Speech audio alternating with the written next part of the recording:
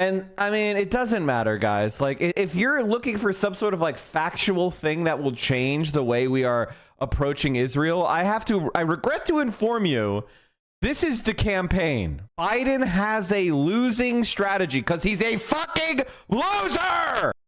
I just have to ask people a question. I have to ask people a question, and I'm not trying to be unhinged. And I've definitely felt more unhinged over the last few months than I have in a long, long time. What is wrong with people? What the fuck is wrong with these libs? Can someone explain to me what the fuck is wrong with these libs? It doesn't seem like they have any fucking plan or clue. Somebody of my supposed leftist friends just keep spouting lib shit because the leftist is a meaningless term. Top Dems, Biden has a losing strategy. Senior Democrats, including some of President Biden's aides, are increasingly dubious about his theory for victory in November, which relies on voter concerns about January 6th. No one cares. Political violence. No one cares. Democracy. No. In fact, I would tell you that I would bet you would have a hard time convincing people that, first of all, we don't live in a democracy. So you can't say democracy when we don't live in a democracy. Wyoming has as many senators as California. That's not a democracy. It's not even close. And Donald Trump's character. Have you seen Joe Biden's character? Nobody fucking cares about any of this. Why it matters. Biden's core inner circle hasn't lost faith in that approach. The product of Biden and his longtime aide, Mike Donilon. Now, chat, I have a question for you. When, like, this is pseudo-religious terminology, but that puts them on an island within much of the party that will decide the election, as polls consistently have shown Biden tied or behind even after a slight bump following Trump's criminal conviction. What bump? There was no bump. They're coping. You guys spent years talking about this. It happened. And guess what? All the fucking juice was squeezed out of it. Nobody fucking cared. As I told you, they wouldn't. Several polls have indicated voters are deeply concerned about democracy, but they are most worried about inflation of the economy. Actually, what's funny about these polls is that at least half of the people concerned about democracy are Republicans who think Biden stole the election. It's not even actually a big concern. But they are most worried about inflation in the economy. And when they say inflation, what they mean is price levels, cost of living. Stop saying inflation. Say cost of living. The cost of living is high. Inflation is like inflation. I'll give you an example, chat. Cost of living is like your speedometer, and inflation is like your tachometer. You can see how hard the engine is revving.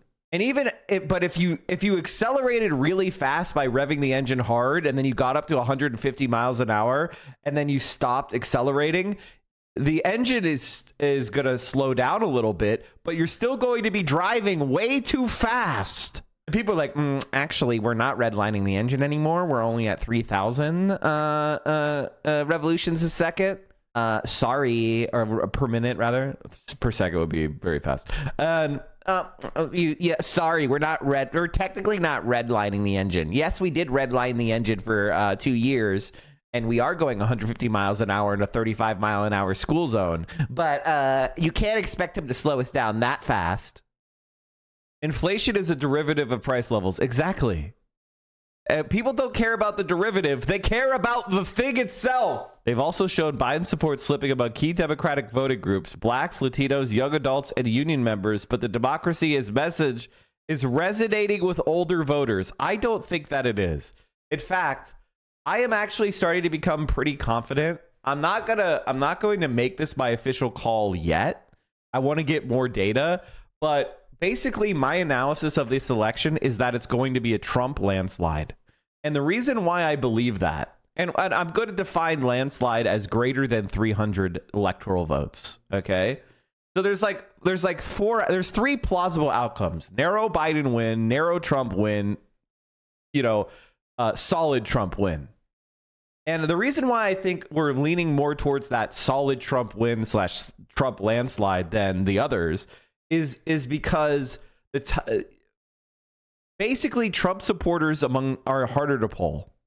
And if you see like all the other main Democratic affinity groups falling away, but you see this kind of paradoxical rise among older voters for Biden, it just seems to me that that is a selection problem. I don't actually believe a bunch of people who voted for Trump twice are now going to vote for Biden. Unless somebody could show me that evidence, like older voters who voted for Trump twice are trending Biden, I just don't believe it. I think it's a selection problem of it's getting harder and harder to poll people. And the type of people that are responding to polls are the type of people that, you know, have an NPR tote bag. The type of people that have, you know, a certain type of weird conscientiousness. Biden's former chief of staff, Ron Klain, who has known Donald for decades, told Axios his view is, in Mike, I trust. That should be all of your... And by the way, I need to underline this like multiple times. I don't think it's good for me that this is true. I don't think it's good for my growth in my channel. I don't think it's good for the left, you know, for us to be shitting on Biden for 6 months. I actually don't think it's good for me, because the people that are most likely to be attracted to the left are people that are already nominally on the left. So the fact that we're bashing Biden, I mean, who is that winning over? No one. Is that winning over people? What they're saying, a Democratic strategist in touch with the campaign told Axios it's unclear to many of us watching from the outside whether the president and his core team realize how dire the situation is right now and whether they have a plan to fix it. That is scary. Are you fucking kidding me? People close to the president told Axios they worry about rising concerns in meetings because Biden's group of longtime loyal aides get exiled dissenters. Oh, wow, this is really good. Wow, what a great president. What a great leader we have. This is why you don't elect mediocrities, chat. Don't elect mediocrities. Jesus fucking Christ. Even for those close to the center, there is a hesitance to raise skepticism or doubt about the current path for fear of being viewed as disloyal. This is like dumber than Trump. This is actually dumber than Trump.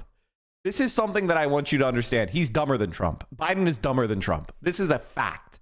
Because the thing about Trump is, Trump doesn't care about who you are. He cares whether or not it's working. If it's not working, he throws away the people that aren't working. He has a survivor's mentality. Joe Biden is a fucking loser. A person in Biden's orbit told Axios, speaking on condition of anonymity because of these dynamics, there is not a discussion that a change of course is needed.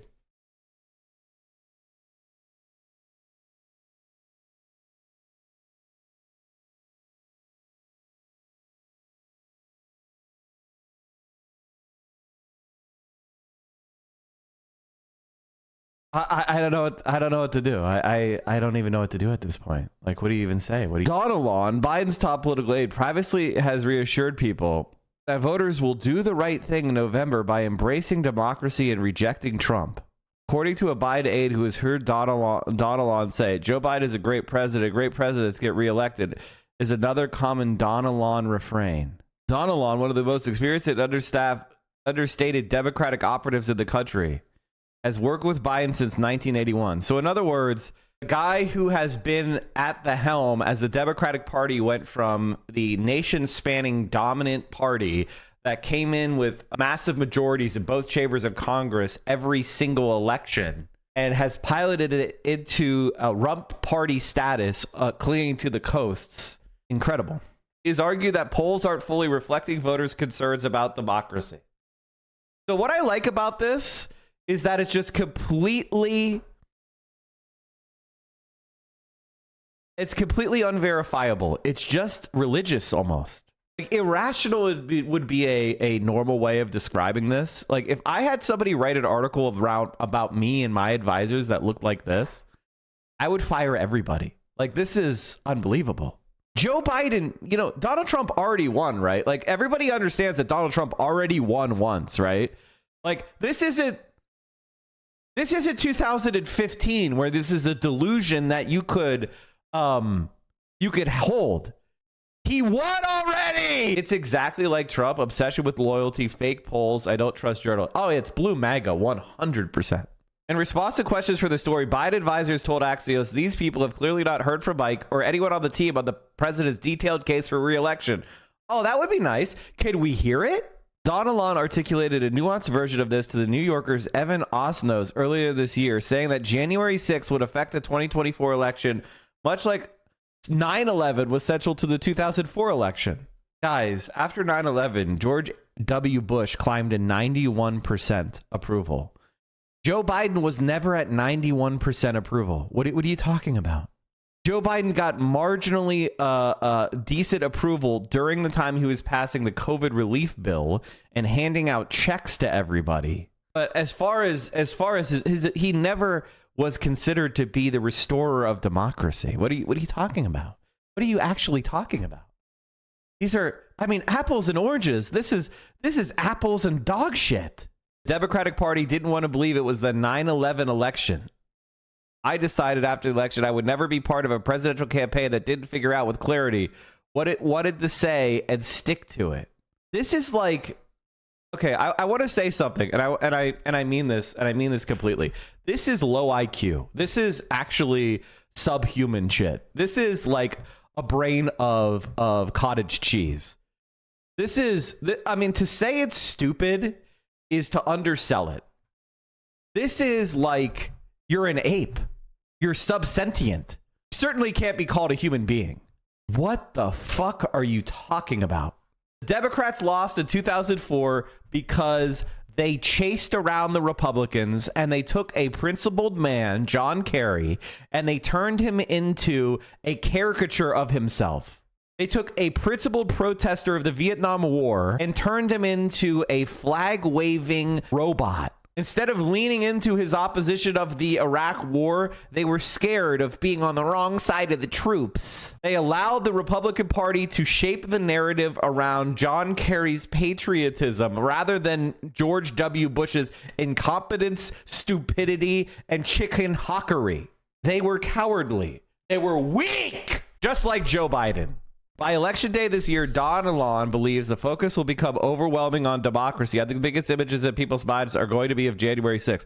I can say this right now, that if this is the campaign, I am... would anybody like to bet on Biden? Would anybody like to bet on Biden? And give me odds. So like, say, I bet 500. If I win, you pay me 1,000. If you win, you get the 500. Would anybody like to bet on Biden? Betting on him beating him. Like, I'll take Trump winning, you take Biden winning. Does anybody want to take that bet? Biden's advisors told... Nobody cares about January 6th. I don't even think January 6th is on anybody's lips. I think the only time people talk about it is if they watch a lot of MSNBC. And it's one of the Joe Scarborough time-filling statements, which is like, this man led an attack on our Capitol on January 6th. It's like pseudo-piety for the Capitol. Everyone despises Congress. Like, if tomorrow you all found out that all Congress people were rounded up and killed, you would mourn maybe 10 people. Like, that's just the reality, is they're super unpopular. I'm not advocating for it. I think that would be terrible. But that is the country's antipathy toward Congress. The idea that you're going to show people attacking Congress and millions of undecided voters and young people are going to rush to vote for Biden is one of the most... I mean, it's only somebody who's lived in Washington for the last 40 years could ever believe. You know what I mean? It's like you have to have been locked in Washington, D.C. since 1981 to believe that kind of claptrap. We hate you! The Biden advisors told Axios this is Joe Biden's strategy, and Mike Donilon and his top advisors are in agreement with the president. The polling shows that democracy ended up a top issue of concern for voters in 2022, and it will be in 2024. The Democrats lost the House in 2022. The Democrats lost the House in 2022!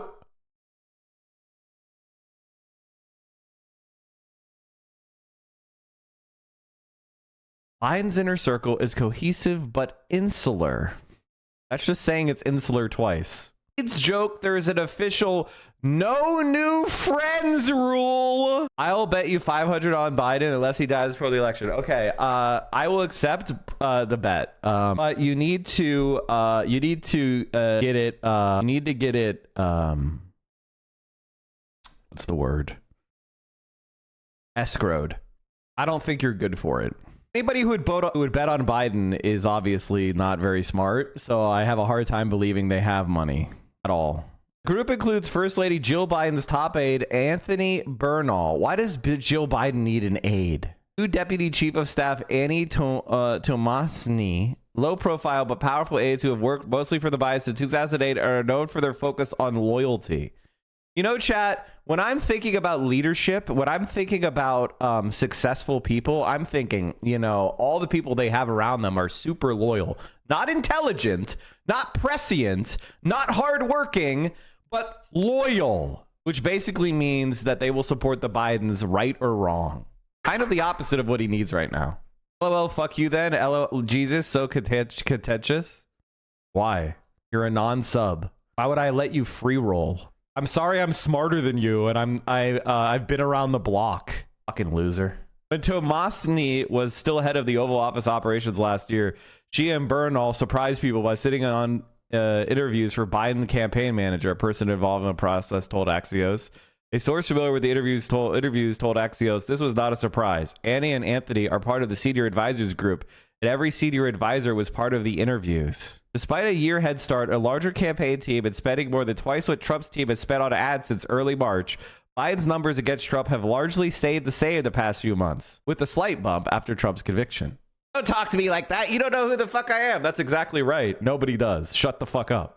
The real reason that's a dumb bet for the chatter, because you're only offering him plus 100. I see places offering plus 85. Yeah, I mean, I could literally bet unlimited. If somebody wants to bring me even money bets, I can literally bet an unlimited amount of money and then turn around and go hedge it by making the exact same bet on Biden.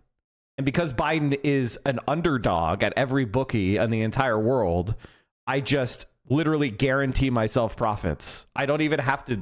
You know, I don't even have to be right. So anybody who would take the bet is already stupid. Because if you really believed in Biden that much, you would go bet on him at any bookie. So by accepting the bet at even money odds, you're already stupid. You've already shown everybody that you don't understand this stuff very much, which is okay. I will accept even money bets on Biden is more of a sign that what I'm really trying to express is I'm not trying to steal your money because you're stupid. It's what I'm really trying to express is that nobody reasonable could possibly think this guy's in the lead, right? Like, you can't think this is working, right? But if you want to take me up on that, it just shows that the people who think it's right are not very bright. Guys telling everyone to fuck off, but you're the contentious one? Well, I mean, I did say I don't think he has $500. And then he got really mad when I said that. And it's like, okay, well, you're not dodging the allegations. Casino's money is in being right. Actually, no. The casino's job is to balance the odds. If you want to understand how casinos work, you have to have, they try to balance the bet.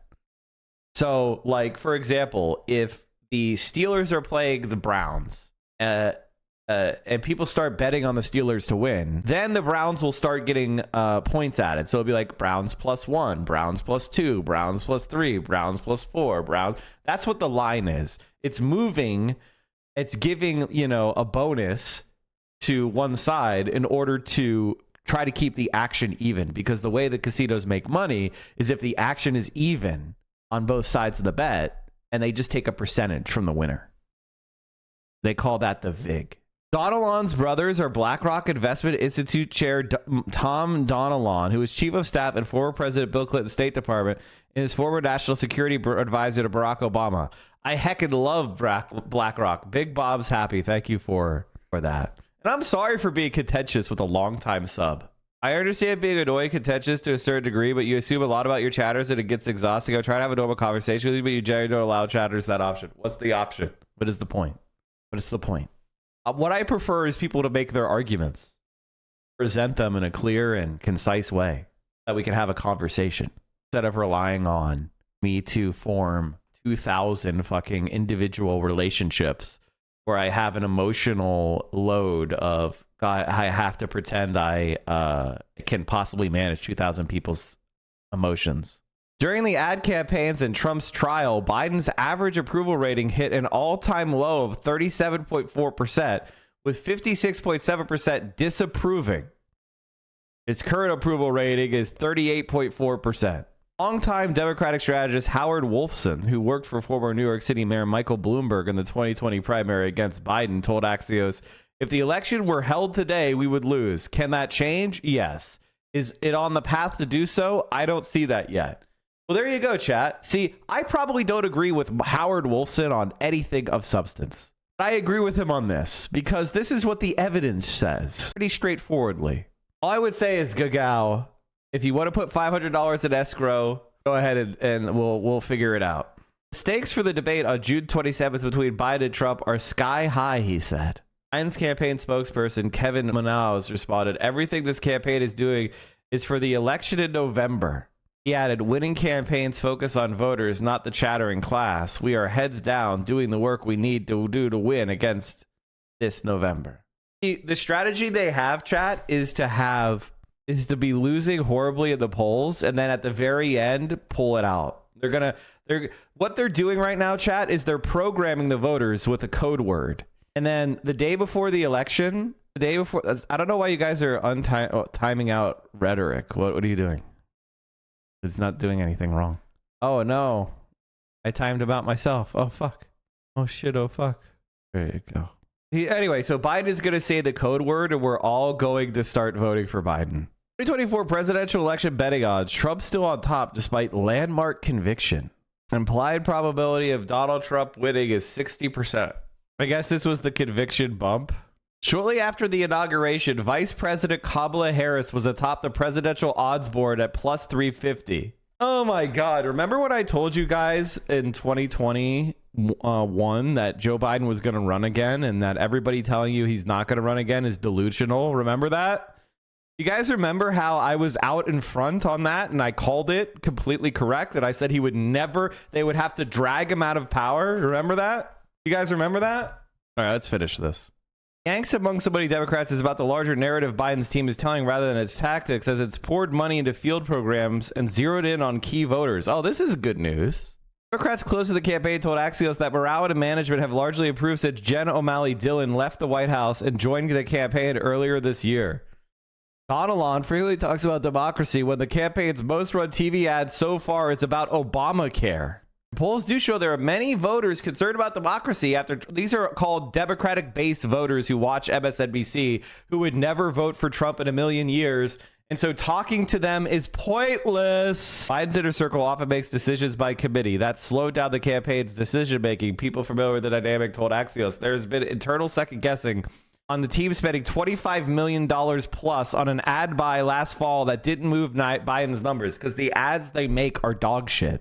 Many Democrats think the president and his closest allies learned the wrong lessons from Democratic wins in 2020 and 2022, and it's causing the... First of all, 2020 was a disaster. They thought they were going to win a big, wide majority of the House. They underperformed the polls. They didn't do well. They lost races in Wisconsin and all sorts of shit that they should have won because the centrist Democrats abandoned progressive candidates, and they ate shit. That's the reality, you fucking losers. Biden's core team, including Donalon, believes Biden won in 2020 because of his soul of the nation message resonated and presented a clear moral contrast to Trump. The reason why he won is because he wasn't Trump.